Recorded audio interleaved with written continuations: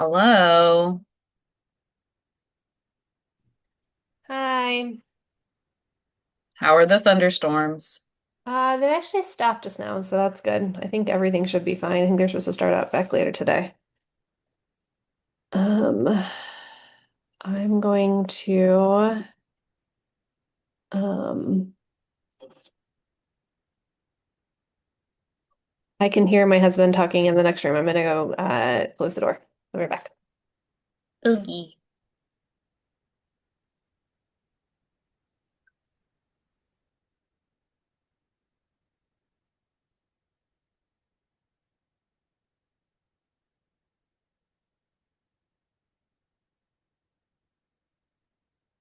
Okay, I am back.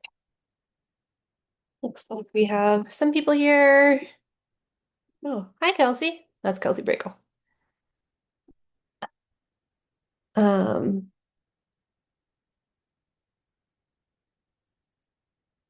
I've got a good group. Okay, as we get started, I like to do a little bit of housekeeping. I know that there's probably some new attendees uh, in this session. And for anybody who is new, yes, it's the Zoom link, Mary. I'm not sure. Mary just texted me. Um, uh, Dr. Hokamp, can you just verify that there's no one trying to join on Teams? You let's- Are you yes, I wearing will. lipstick? You look like you're wearing lipstick. Maybe it's just lip gloss. Um Um, hmm. okay. So, Hey, as yes, let everybody me let joins, me figure that. for those people that are new, the invite always has a Zoom link, and sometimes Outlook does something stupid where it creates a Teams meeting and then it pops up and says join it, and people accidentally join the Teams meeting and they forget that the whole thing is done via Zoom. I apologize if that ever happens to you, but that is an Outlook issue. This is a very informal, low-key set of rounds. If you ever have a case that you would like to discuss, or have an interesting gee whiz lesion, if you're a pathologist or you're a clinician, any of those, we really like to have cases requested, and we don't do the rounds unless there is a case requested by either a pathologist or a clinician. So when we send out those emails at the beginning of the month that says please request cases, I do take that seriously. And if no cases are requested, then I'll just cancel that session for the month. Um, we have a lot of IVRPS representatives here. Myself is on camera. Dr. Hokamp is on camera. She's our clinical pathologist that is located at Texas A&M, and she does a lot of the urine analysis samples. I saw Dr. Amerman was on here. Dr. Nabedy is on here. Dr. Lees, who started everything. He started this whole group of uh, ragamuffins, renal ragamuffins. Oh my gosh, I like that. Shannon is here as well. Shannon McLeland is our another anatomic as well. I don't know if I see Sarah on there, but she might join a little bit later. We have a lot of expertise in kidney pathology. This does focus a lot on the histopath, but if we have urine from the samples as well, then we usually discuss the SDS page results for those cases. A lot of this information and discussion comes from the clinician themselves. If you choose to present a case, you don't have to put a PowerPoint together. You can really honestly be very informal with the clinical presentation. Some groups do like to put together presentations for this because they like to use this as training for their residents and for their fellows. So it's kind of a variety of level of presentation when it comes to the clinical discussion. And then the pathology is basically like us kind of going through the slides and showing you what the lesions were. Um, and then our last housekeeping piece of information is as much as Outlook likes to give us problems with creating imaginary Teams meetings, sometimes Outlook also will accidentally kick people off the distribution list. So all of you guys are on a email distribution list that will be the source of the invites. And occasionally, randomly, people get kicked off the list, and we do not know how that happens. If you have noticed that you are haven't received an email from me within a period of a month, please reach back out to us and ask, and we will see if we need to add you back to the list. Ourselves, Dr. Hokamp herself has been kicked off the list. So there's no rhyme or reason as to why Outlook decides to do this. I blame everything on IT. So if you haven't gotten an invite, just reach out. We will put you back on the list. And again, you'll start getting the invites as well. I'm looking at my stuff. I've got some windows open that I'm trying to close because they're distracting me. And does anybody have any questions or comments or anything? Um, I think that okay, thank you, Dr. Hogamp. I'm pretty sure that I was very tried my best not to have a Teams link for this message. Um, I know that Friendship is the one that is going to be describing the case. I'm trying to see if they're here. Do you see Friendship? We're here. Oh, okay. Hi, Ray. Okay. Sometimes I don't know if you guys are calling in from your like company, your hospital Zoom link or yourself or whatsoever. So, um, yeah, let's start talking about this cat that you biopsied. You biopsied. Okay, I don't know the answer to this, so I'm gonna ask, is the cat still with us?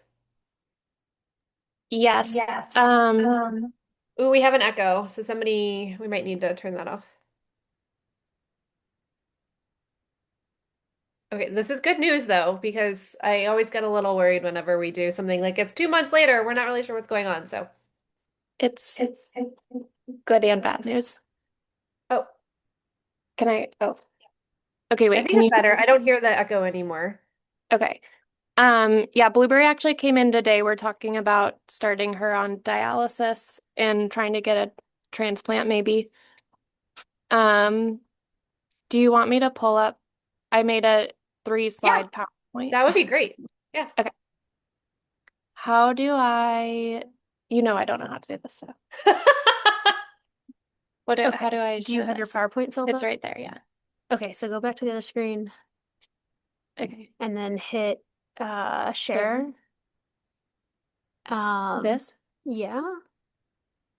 I don't know why it's a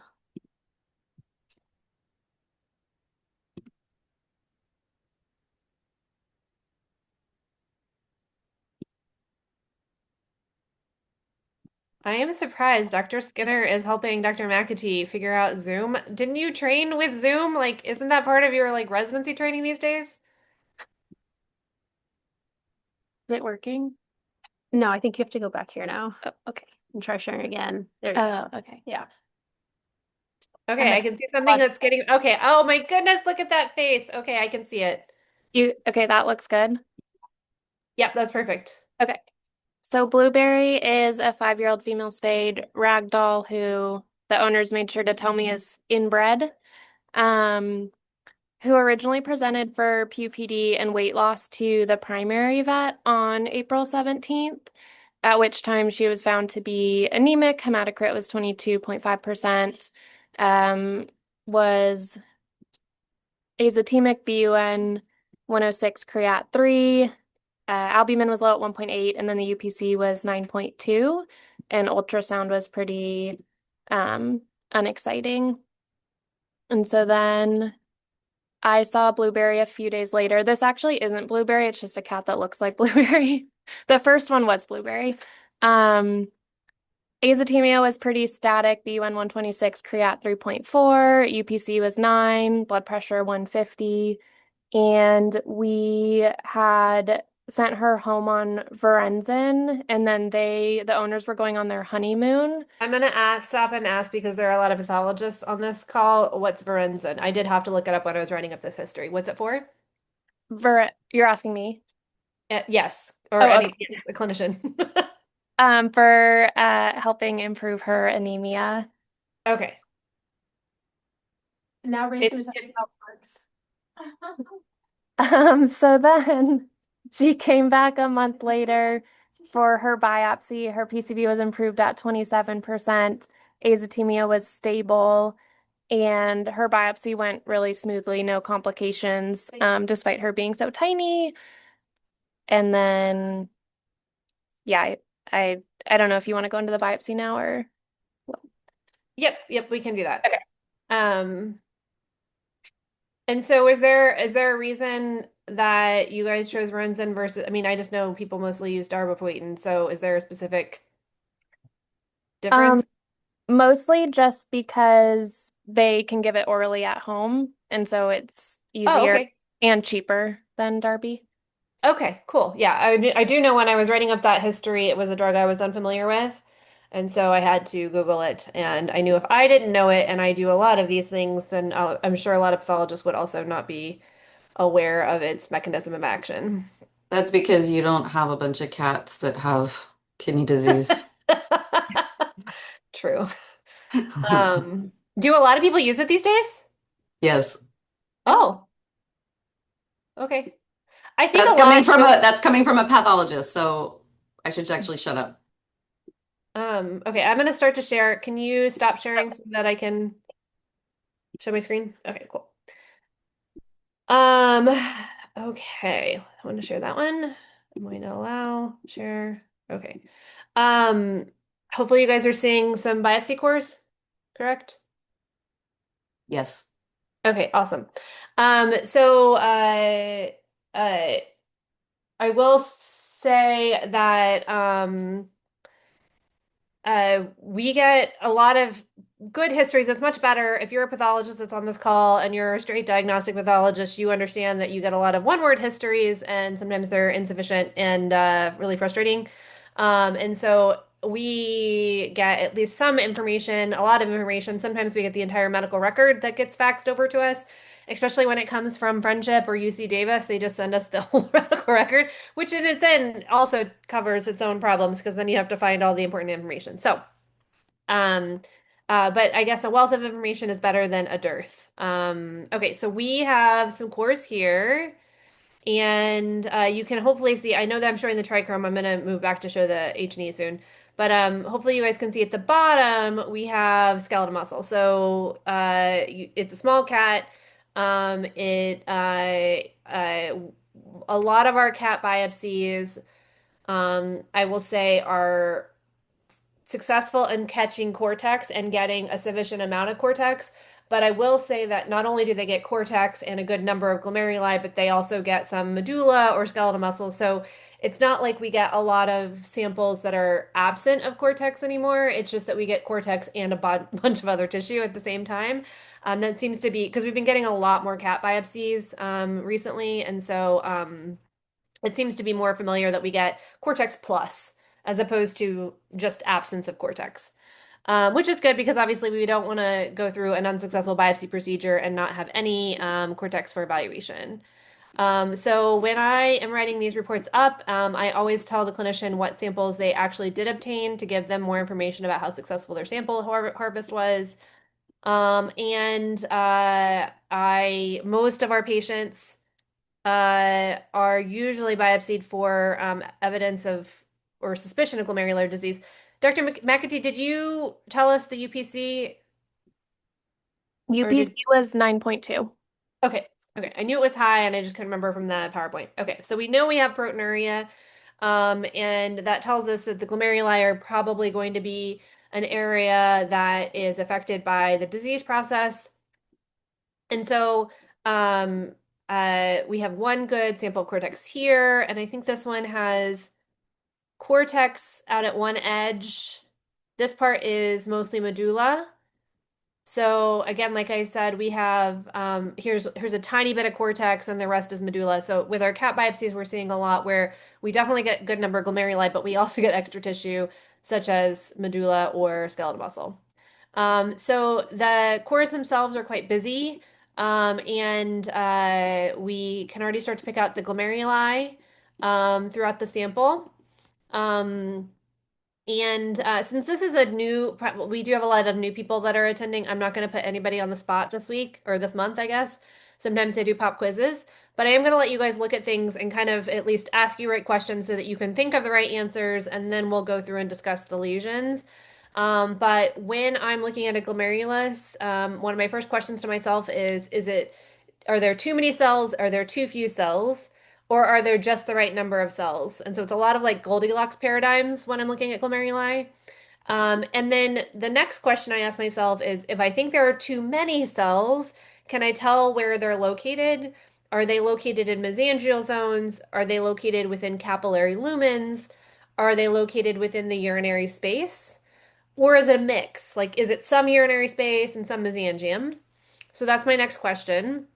And then the same time, I ask myself, is it global? Is it throughout the entire glomerulus, or is it seem to be more segmental? And so the hopefully as you're kind of thinking of those questions as I was saying them out loud, your eyes are drawn to certain areas with a little bit of extracellularity, like right there. Of course, it wants me to annotate it. Um, so we have, 5 to 10 nuclei hanging out here. And again, my arrow is showing maybe 6 or 7 nuclei hanging all clumped together there. And so we have moderate in that level of hypercellularity, and then there's some more mild parts where there's only 3 to 4 cells. So I definitely know I have too many cells. It does seem to be kind of segmental within the glomerulus, as in some segments have more cellularity and others look a little bit more normal. But the question about where the cells are located is a more difficult question to approach when we're only looking at the H&E sample, because I think everything looks like it's pink and blue. Like I can tell you there's pink, there's blue, but I can't really tell you where things are within the glomerular tuft. And so that's why the other stains are quite helpful. We will go to the other stains, I swear. But as we're kind of going through here, we not only ask ourselves where if there's segmental hypercellularity or global hypercellularity, we also ask ourselves, is it in every single glomerulus or is it only a couple? Because if it's only in a couple of glomeruli, that's a different type of process as opposed to being in every single glomerulus. Sorry. There's a joke that's being set in the chat, so I had to show it. Okay, so I had one glomerulus that was segmentally affected. This one is almost globally affected, and we're going to keep kind of poking around and looking at the glomeruli. This one, again, has a lot of nuclei. It's probably more in the, mild to moderate, like we said, but again, it definitely is showing us too many nuclei per glomerular tuft. And so I'm getting the feeling that every single glomerulus is affected. And then if we go back to that one up here, which had, okay, Dr. Lynn, since you put a joke in the chat, I want you to tell me what might be going on with this portion. Can I draw? Let me see if I can draw. Around the glomerulus right here. What's going on with this whole thing? If you can speak up. Are you allowed to speak up? Yes, I'm not a Okay. prisoner. Well, It looks like a you are crescent. a faculty member, so who knows? It looks like a crescent. Okay, awesome. So that I knew I was throwing her a softball because she is a nephropathologist, so she should know what this is. So this is a lesion where there are too many cells and matrix that are kind of expanding and disrupting the Bowman's capsule and Bowman's space. So the glomerulus itself is beneath that area. This cellularity out here on the outside of that red line, there's too many nuclei there, and there's extracellular matrix. So it's a very specific type of lesion that we see. It is uncommon in cats and dogs to rare. I would say rare even in glomerular diseases, even with really bad glomerulonephritis, it's rare to see these. So we always mention it when we do see it. And then if we were to go over to this next little glomerulus, he's a little bit smaller. He might be at the edge of him, but we can probably kind of imagine the same thing is going on right around here. So like another little crescent proliferation. I need to stop doing that. But okay, so we have some evidence that there's been such horrible damage to the glomeruli that we have cells infiltrating into Bowman space. We have matrix going into Bowman space. We have hypercellularity of the glomeruli. It can go from segmental to global. It seems to be affecting all glomeruli, and that's about as far as we can get with an H&E. I guess one other thing that I like to look at on H&E is trying to see if I can see what cell types they are. So we have a lot of mononuclear, so bland nuclei, maybe with a single nucleolus, and some of those could be endothelial cells as well. We do have a lot of more smaller little blebs of nuclei. And whether those are polymorphic nuclear cells like neutrophils, probably some of them are. And then others, like tiny little dit dots, are probably little bits of pyknotic nuclei or nuclear debris. So I do think there's been enough damage to the cells that are causing this hypercellularity to have some apoptosis, necrosis, whatever, degeneration, so that the cells in those tufts are also dying as well. Okay, we will probably come back to the H&E in just a moment. Let's go to the PS. The PS is most usually the pathologist's favorite stain because it's really good at answering that question that I was kind of tiptoeing around to say, is that hypercellularity in capillary loops or is it in mesangial zones or is it in both? And we also said that there's a crescent, so we know there's also there's hypercellularity in Bowman's space. So hopefully we're looking at the very first glomerulus that we had seen, but now we're looking at a PAS. And in that first glomerulus, I hope you remember that I always do that arrow, because the circle does something weird. Hold on. I have to do it like here. There you go. Okay. So you can see that there is like 10 cells, 6 or 7 cells, and you can see the outline that's the glomerular base membrane. So that's one capillary segment that's just been exploded or blown up because of so much cellularity in there. So that tells us that some of the cellularity is within capillary lumens. Oops, did not mean to do that. But then we can also look and say, okay, well now here we have this area. Let me draw another circle that'll probably mess up again. That is, there's pink matrix all around it, so that's mesangium because there's pink all around it. And we still have 5 cells in this little mesangial segment. So we have cells in the capillary lumens and we have cells in the mesangial zones. So it's definitely both regions affected. And then with a mesangial hypercellularity and endocapillary hypercellularity. And then you can see in our endocapillary one, we probably have, that's definitely a poly, that's definitely a neutrophil here that's circulating. This is a really large nucleus. There are other cells which they might be circulating monocytes, they might be lymphocytes, they could be endothelial cells that are swollen. It's really kind of difficult to tell which cell is which. You can tell a poly is a poly, but otherwise you're like, well, I just see big cells and big nuclei. Let's go back to our crescent. Here's that same glomerulus that Dr. Lynn Pirano is talking about for our crescent. And so I'm going to try to outline imperfectly where so here is glomerulus. Ooh, this is kind of fun. I should actually do this with the stylus at some point. So that's all glomerulus to the left side. And then everything that's kind of to the right and top, that's crescent. So too many nuclei, a lot of matrix in there, some debris, some protein droplets as well. Does anybody want to put into the chat how a crescent might develop so that I'm not being mean and calling other people out? I only called out Dr. Lynn. So if somebody's typing that into the chat, like how does a crescent occur? How do crescents form? Again, I told you they're rare. They are important in human medicine because they're very prognostically significant.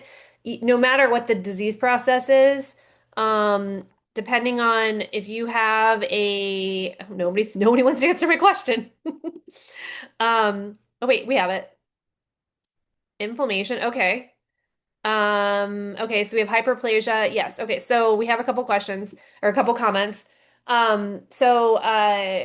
In humans, when their presence, no matter what the disease is if it's immune complexes like lupus, if it's anti-neutrophil or cytoplasmic antibody like an ANCA or a vasculitis, anti-GBM diseases, all of those diseases, no matter what the pathogenesis was, the presence of a lot of crescents makes the outcome worse. So irrespective of disease process, if you have more than 50% crescents in your biopsy, then you're going to have a worse prognosis than if you only had like 1 or 2 crescents. So that's in human medicine. We don't have that same kind of analysis in dogs and cats. The way crescents form is, as Dr. Lynn was talking about, so you can either have rupture of Bowman's capsule because there's inflammation coming through, or rupture of the capillary wall, like Dr. Lee's just put in through. So if you had such bad inflammation from, immune complex deposition or something, and it was so bad that the capillary wall ruptured, then anything that's circulating through that capillary now has access to Bowman space. So it's going to enter in Bowman space. It's going to be a lot of inflammatory cells. And its fibrin is going to go there. It's going to polymerize as well. So you're going to have fibrin changes within Bowman space as well. And eventually, that fibrin lays a meshwork for fibrosis to happen. And so then you'll have macrophages coming in. They'll try to be cleaning it up. You'll have fibroblasts coming in, trying to actually make a fibrous crescent. So that would be chronic. So all of these things are the pathogenesis of how crescents progress over time. Yes, you can ask questions. Please, if you want to just put it in the chat or if you just want to raise your hand, don't, yeah, either way. Um, do you have a question, Dr. Vincent? You might be putting in the chat, in case people can't talk.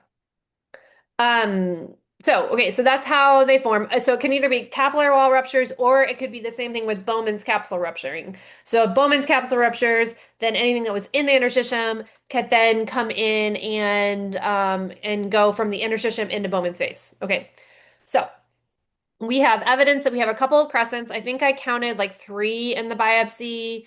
A lot of the glomeruli do not have crescents, but the glomerular hypercellularity is a very prominent feature. The other thing that we often look at for that the PAS stain helps us look at, which actually is really going to be highlighted quite well here, is that the PAS shows basement membrane as this bright pink stuff.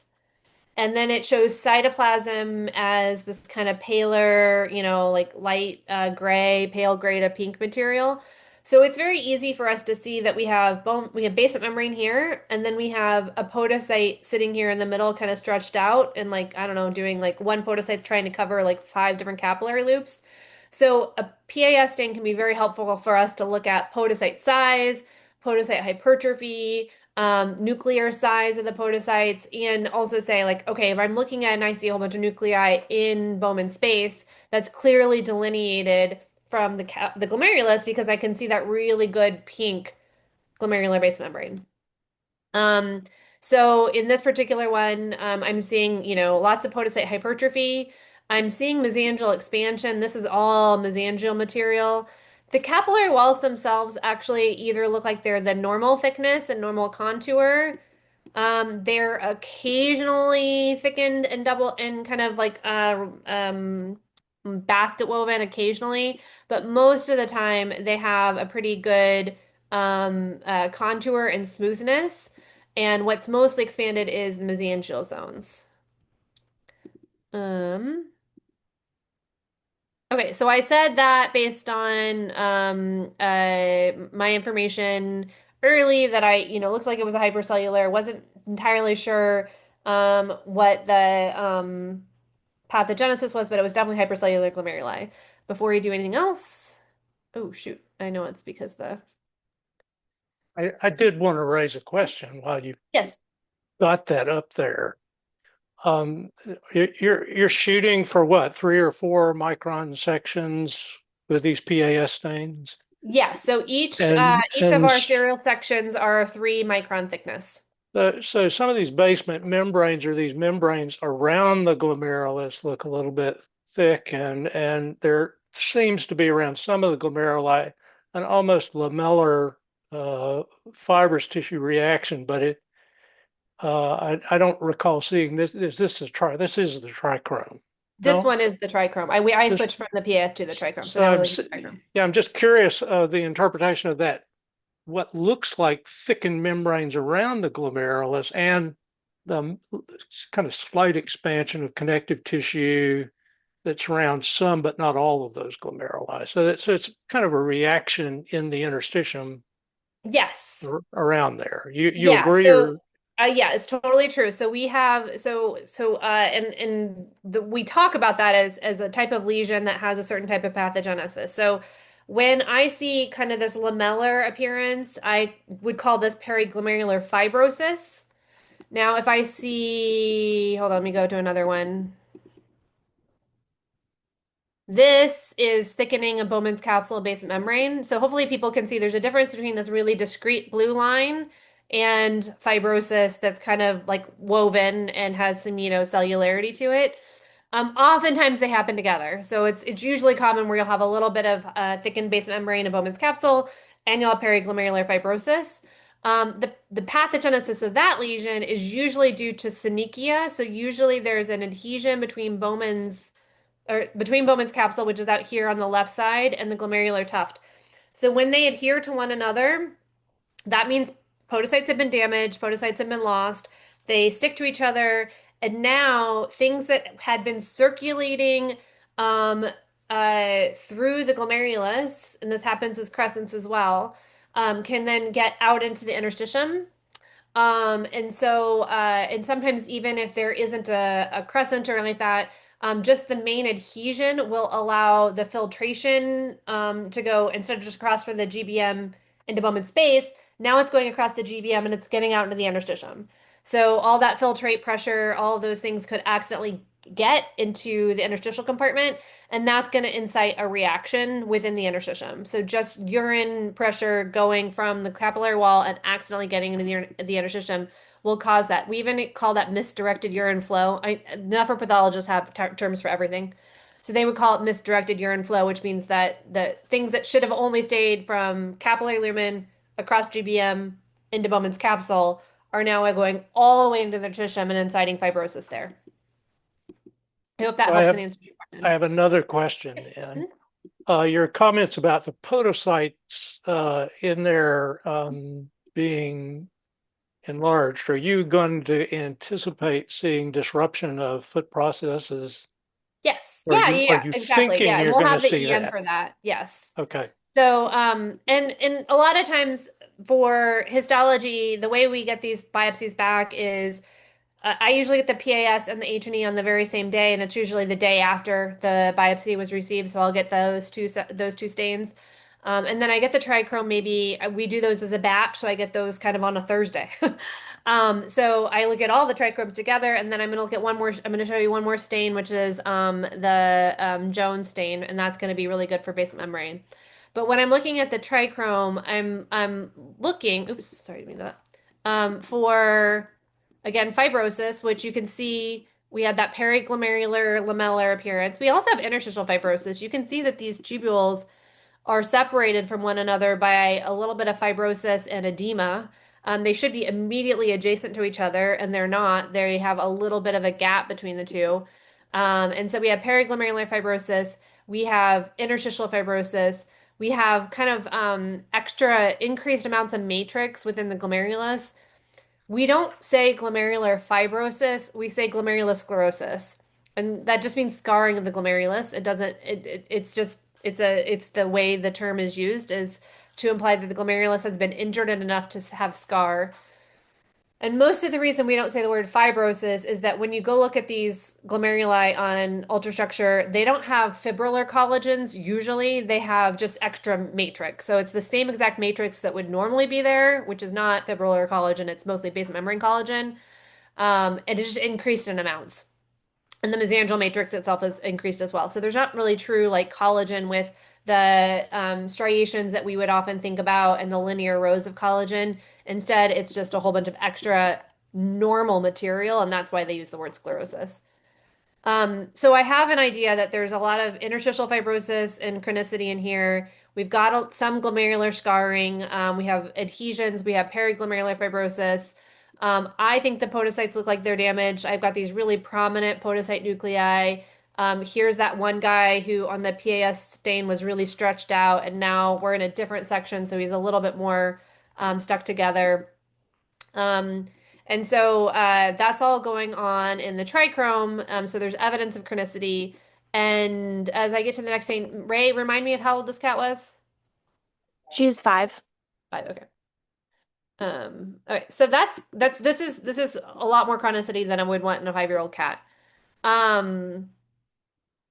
Okay, so the last stain that we do as nephropathologists is the Jones stain. The Jones is a stain which is good for basement membrane material. It's pretty much all we use it for. So it's going to show us basement membrane of tubules, which are this dark black line. It's going to show us glomerular basement membrane, again, a dark black line. And it's going to show us Bowman's capsule basement membrane, and this one is our darkest line we've had so far. And so this is a good marker for us to look for remodeling of the glomerular basement membrane. And you can see that there is remodeling. So a normal, let's find a normal for you guys to all look at. A normal Jones would look like this, where we have black lines. So you have actually, I've circled all three different capillary loops in that one in my main circle. And so sometimes like in this left capillary, it's completely just one straight line. And that's because we're cutting the capillary just right across, like perpendicular to the way the capillary is traveling. And so we've got a great straight black line. Sometimes we do like as the capillary is twisting, that's where the microtome blade went through. And so sometimes you'll see a little bit of gradation of the blackness. So you'll see like a black to gray, but it's still not remodeled. It's just that the glomerulus that capillary was turning as the microtome blade, cut across it. However, so this is what we expect to see on a normal Jones healthy glomerular capillary walls. But if we go to another segment of the glomerulus right here, I'm going to do a square on this one. Now we can see this little guy is our endothelial cell nucleus. Then we have a layer of GBM material here. We have space, and then we have another layer of GBM material here. So we have double conturation of the glomerular capillary walls. That's a severe example, but we can start to see milder examples up here, where again, we have a dark region, a little bit of a light region, and then a dark region. And that little bit of a light region is an area which has extra stuff in it. The extra stuff, we'll have to figure what that is on electron microscopy. It might be immune complexes. It might be mesangial cells that are trying to interpose themselves in the glomerular capillary wall. It might be space or plasma that's getting pushed into the glomerular basement membrane. But we have these areas, these segmental regions of double conturation of our capillary walls. So that's all that information that I'm taking and I'm putting together for this report. I did tell them that what I thought was interesting, and I'm going to go back to, I think I need to go back to the PS for it, is that when I'm looking at these, oh, I think I have to go this way. When I'm looking at the glomeruli, I'm seeing a lot of cellularity, increased cellularity, but the nuclei are quite big, and there's not a lot of circulating neutrophils. So I found like one or two in that other glomerulus, but I have many glomeruli that are like this, where every single nucleus it just looks big. It has, a small faint nucleolus, but I don't have a lot of evidence that it's a lot of circulating leukocytes. They could definitely be monocytes. They very well might be monocytes. But they also could be hypertrophied endothelial cells. There can be hypertrophy of mesangial cells in here. So the nuclear appearance is a little bit unusual for a typical immune complex disease where oftentimes we see a lot more neutrophils in immune complex disease. So something about it, every so often we could definitely pick up neutrophils, but many times we would have entire segments that just have kind of these swollen, kind of glassy nuclei, and I wasn't sure what to make of that. A question. Yeah. Yes. Okay, so the cat is anemic at 22%. Red cells and is the white count normal in this cat? That would Dr. go to the McAfee? that would go to the clinician. Let me pull up the CBC. I'm gonna stop sharing for a moment.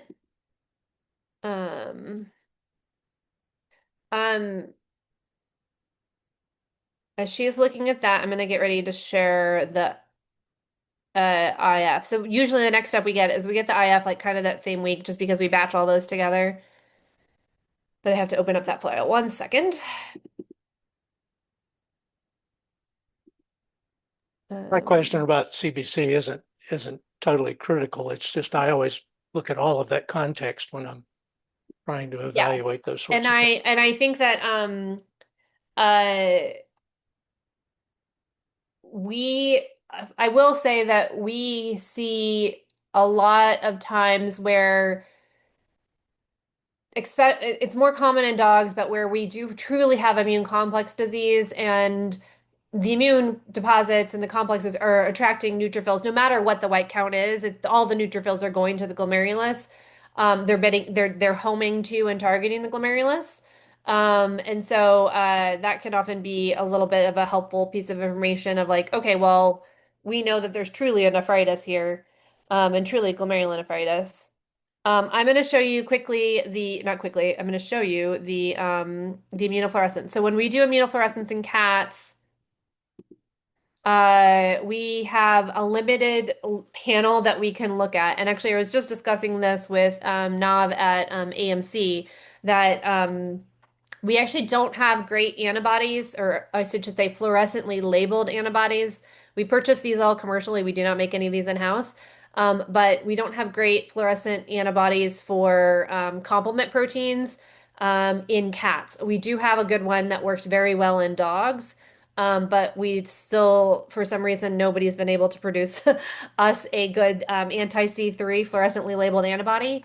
So oftentimes there's the complement pathway activation process is unknown when we're talking about cats.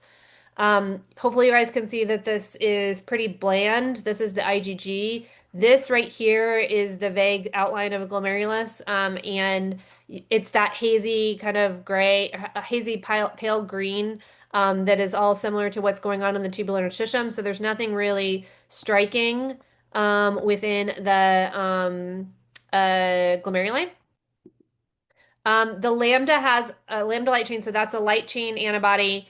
And so it's going to be portions of all of the immunoglobulins. That includes IgM, IgA, IgG. So it will always be stronger because it's labeling a lot more antibodies or immunoglobulins, I should say. And there is some positivity, but it's kind of patchy and hazy.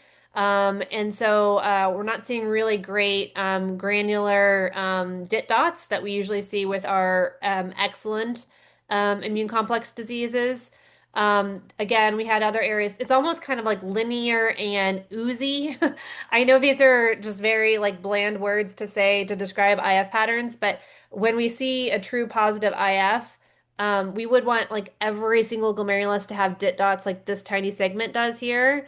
So this tiny segment has a couple of DIT dots. We want all the capillary loops to look like that.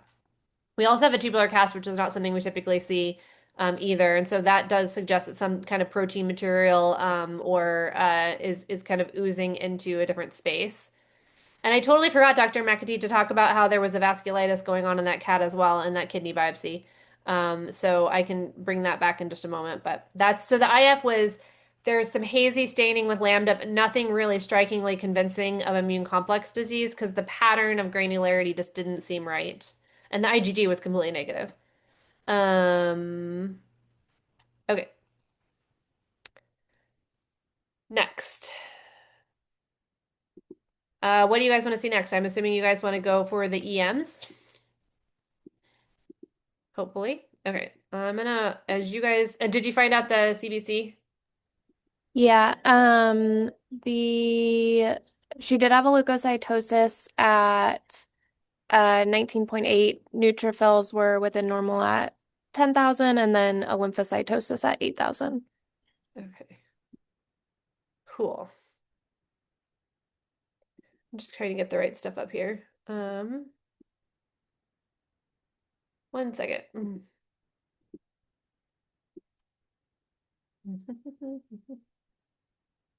I have them downloaded. I'm just trying to make sure I'm not misspeaking about the findings. 1 second. It might be just easier to show the report the way I said it. instead of there's like I don't know 30 EMs I would have to go through to figure out which is the best picture. So I might just um okay. Yeah, that's right. Ooh, this will actually be easier. So I'm going to show you really quickly this, which is there is in addition to the glomerulonephritis, there were a few intralobular capillary or arteries, intralobular arteries. I want to make this a little bit bigger. So hopefully you guys can see here we have an H&E. Are you guys seeing an artery picture? Yes. Okay, so we have our glomerulus over here. We have an H&E, and the end of that artery is kind of blown out with that has a lot of like pyknotic nuclear debris and maybe even some neutrophils. And if we look at it on the PAS, that little tiny bit here is the lumen of the artery, and the whole wall, smooth muscle wall, is disrupted. And there's neutrophils in here. There's a lot of pyknotic nuclear debris and a lot of kind of fibrosis going along. So we had multiple arteries that were similarly affected. Um, Again, there's more evidence of pyknotic nuclear debris in the arteries, in addition to what we had seen in the glomeruli. And hopefully you guys are appreciating that this doesn't seem to be just a glomerulonephritis. It does seem to be an arterial um, disease as well. And I think that the arteries were negative for immunofluorescence too. They were, yes, they did not stain positive. We often don't see positivity on really bad arteritises. Sometimes we'll see like a little bit of lambda light chain staining, but it's not necessary. There were a couple of casts that are things that we don't normally see on the immunofluorescence. So there were a few casts that maybe had gotten into tubules that were unusual, but the arteries themselves were not staining positive. In dogs that have really bad vasculitis, say like with a really bad immune complex disease, they will highlight with the IF. It just also depends on is one of these arteries in that section where the IF came from, because IF is a different sample. It's a different region of the kidney. Okay, so I showed that. Okay, now let's look at the EM. So the EM, now I have to make it a little bit smaller. We have this kind of hypercellular appearance. We have multiple nuclei. To orient everybody, there's multiple nuclei. This is kind of in mesangial regions. We have a lot of cellular debris. We have a little bit of osmophilic material, which is kind of in the mesangial zones. And we have swollen endothelial cells within capillary lumens. Now, then the question becomes, well, is this osmophilic material, is this slightly gray material, uh, immunoglobulins or immune complexes, or is it just plasma that's kind of being pushed into certain regions?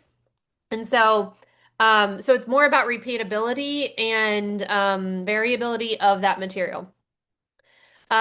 So this is a second capillary loop. It's quite squished. So here is our lumen.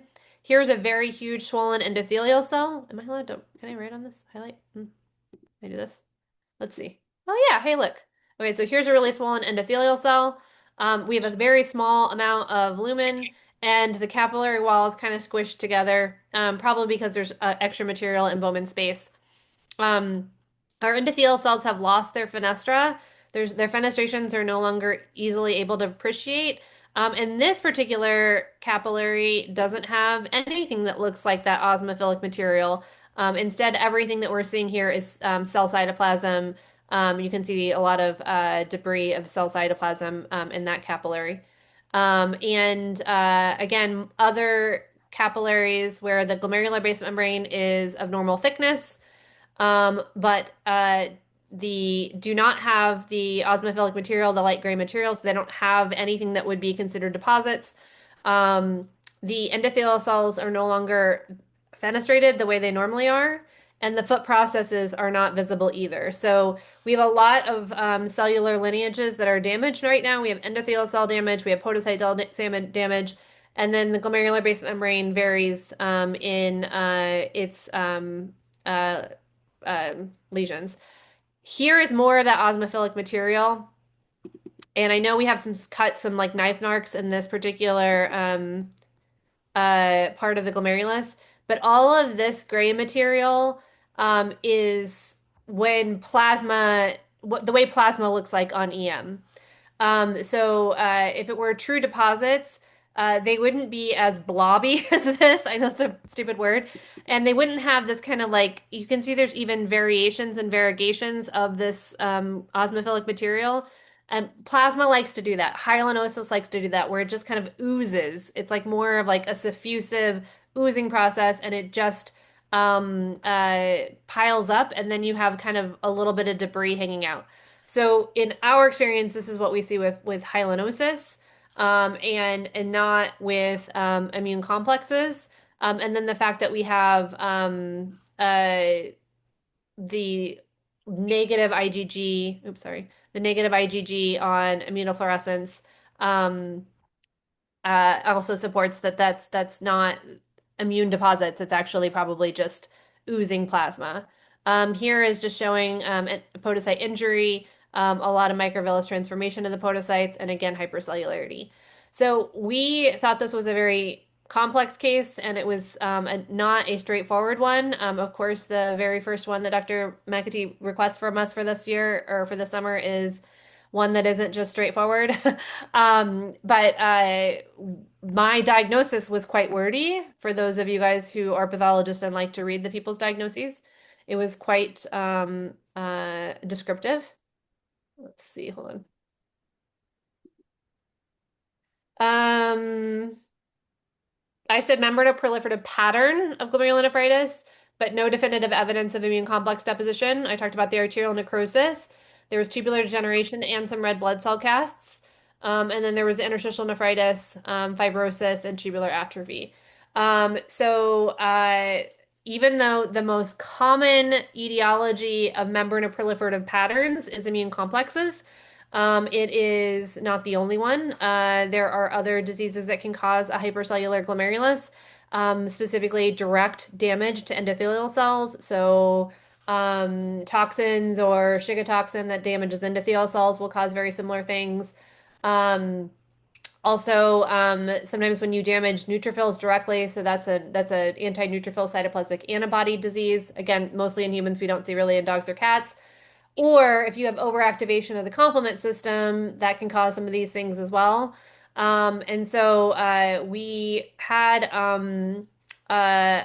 don't really know what caused this appearance. But I was not comfortable saying, based on the amount of evidence that we had, that there was true immunoglobulin and deposition and immune complex deposition in the glomeruli. I thought this is kind of an outlier case.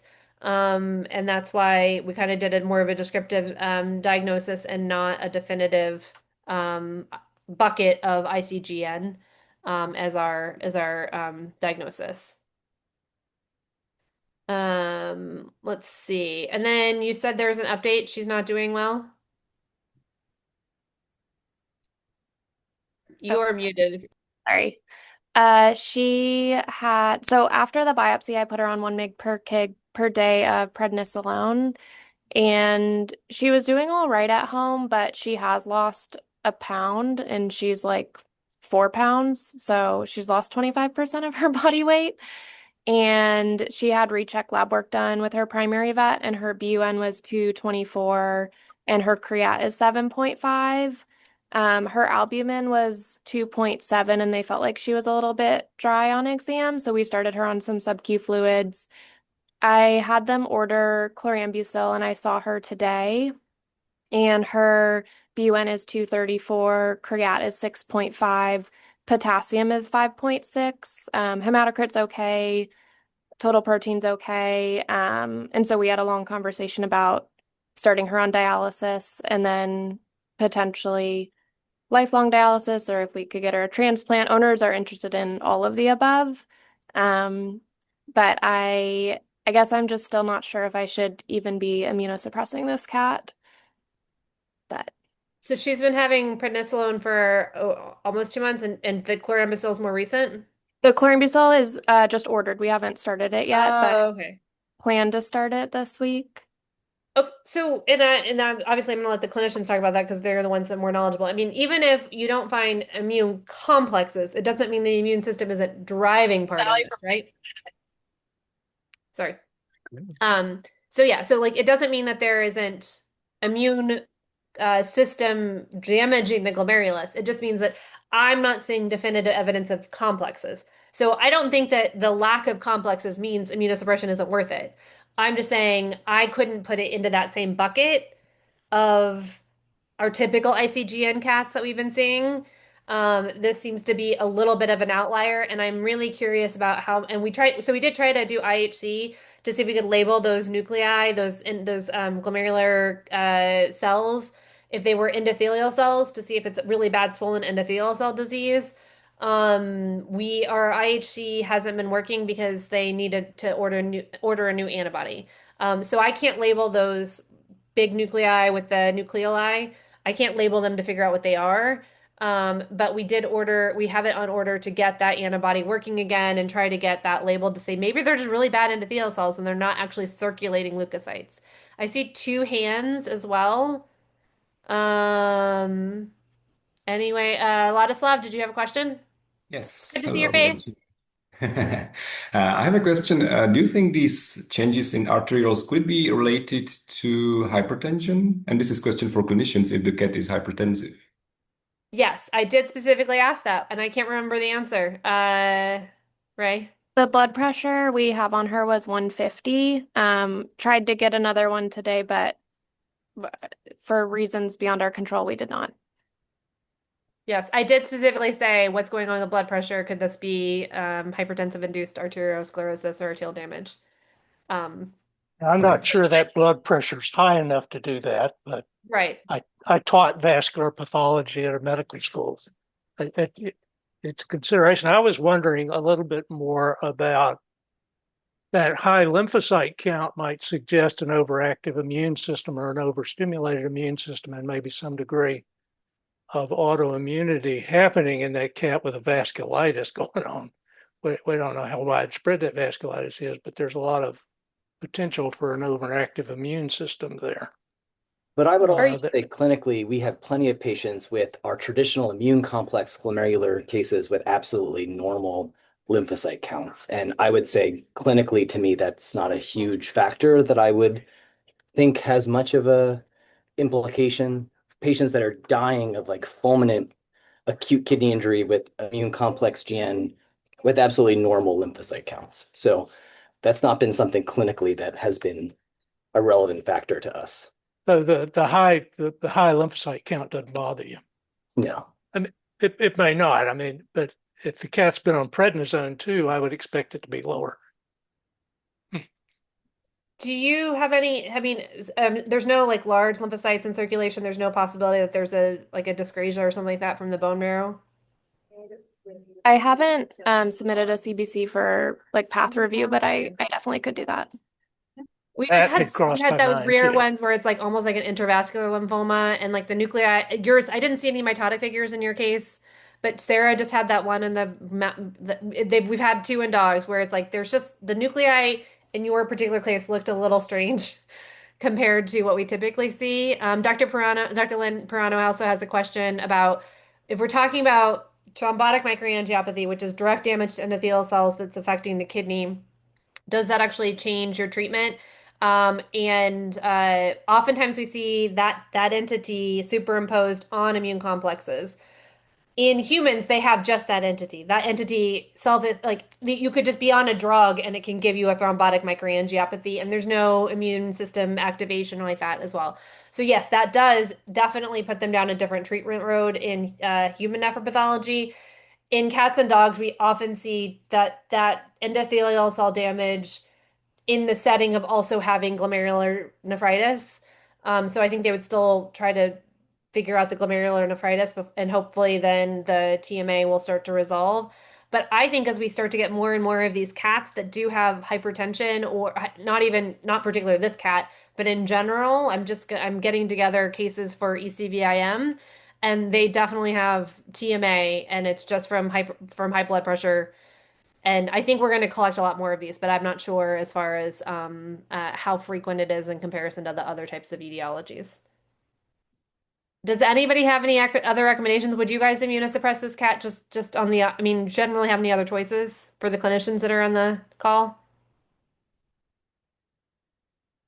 Maybe give her a couple of months of maybe seeing if the immunosuppression improves. Okay, we have a comment that says, in the cats that I've had with proteinuria and high lymphocytes, they come back as reactive on flow. Okay, so like even flow cytometry doesn't really show that there's like a neoplastic component or a clonal component, but they're just really reactive. Okay, that's interesting. That's good. Um, That was my comment about overactive immune system, but yeah, it's an interesting thought. I wish we had flow as much as we have it in human medicine. It would be really nice. It'd make my job a lot easier as a diagnostic pathologist that's trying to diagnose lymphoma in a lymph node, and I just want to look at it on flow instead. So, um, Dr. Sarkin, I think Dr. Quimby's away. She's not here, right? She's out of town. Yeah, she's out of town. Okay, I just wasn't sure of another cat person. Yeah, I'm not really sure we really helped you, Ray. I apologize. We're right at time. Is there any other? I'm only a pathologist, but I would think that if her choices are dialysis, I would try immune system regulation, immunosuppression, even though like I said, I don't see true complexes, but that doesn't mean the immune system isn't involved. And that's kind of what we went off of, and certainly the way that it's structured with the KDIGO guidelines for MPGN patterns, there's the third category that lack complexes seen on EM, which I don't think we can really be that confident in, especially with our lack of validated immunofluorescent stains in cats specifically. So I don't think we have a lot to lose other than the risks associated with opportunistic infections in this patient. But we also have pretty severe pathology, so the likelihood of recovery might certainly be quite hampered. Yeah, so That was for my next question, was yeah, the whether this, fibrosis and the kind of the parts that are glomerular scarring, especially that periglomerular fibrosis, those are irreversible. They're going to stay. They are, you can't, once the collagen has been laid down, you can't get rid of it. So, I do not expect healing. I do not expect a cure, but maybe you could slow progression. The cat's disease, whatever it is pretty well down the road to having killed its kidneys. Yeah, I mean, this is And also 2 months out, right? So, well, and of course, I'm reminded of old school kind of things is, like patients should never die without the benefit of steroids. I mean, you try what you can try in the hopes that it might be treatable, recognizing that the chances of it being treatable are low, and the consequence of it going on like it is end-stage kidneys that are, it's going to take a transplant or lifelong dialysis to keep the cat from dying of its dead kidneys. But then it becomes a matter of, could this cat transplant? Could the graft be subject to the same disease? And that sometimes occurs in people, but not necessarily. And so, it's a tough case. We didn't find any overtly treatable thing or particularly encouraging lesions that might improve in concert with functional improvement. So it's one of those. There's the patients that you don't have an answer for after you've done every test known to man twice. yeah. Yes, that is a very good point. We're always finding new examples and new categories. We do expect if there were immune complexes, it would be in every single glomerulus. That is kind of our mantra. It's very uncommon for us to have a biopsy that we're looking at and we have 5 glomeruli on EM and only one of them has complexes and the other 4 do not. That's not a pattern we see in dogs or cats or in humans. If there's deposits, it's usually every single glomerulus, almost every single glomerulus. They might vary in number, they might vary in frequency, but we should see them. And the fact that there was really no positive staining with IgG in the IF, and that had a lot of glomeruli to look at, and we had 3 glomeruli on EM. Nothing really striking hit us as definitively diagnostic for deposits. But like, you know, I really wish we would have a good anti-C3 antibody. It'd be great. It would be very helpful for us. Okay, we did go over time. I apologize. And Kathleen, I apologize about the case that you were gonna show. Hopefully we can do that maybe in August. Is that okay? Totally.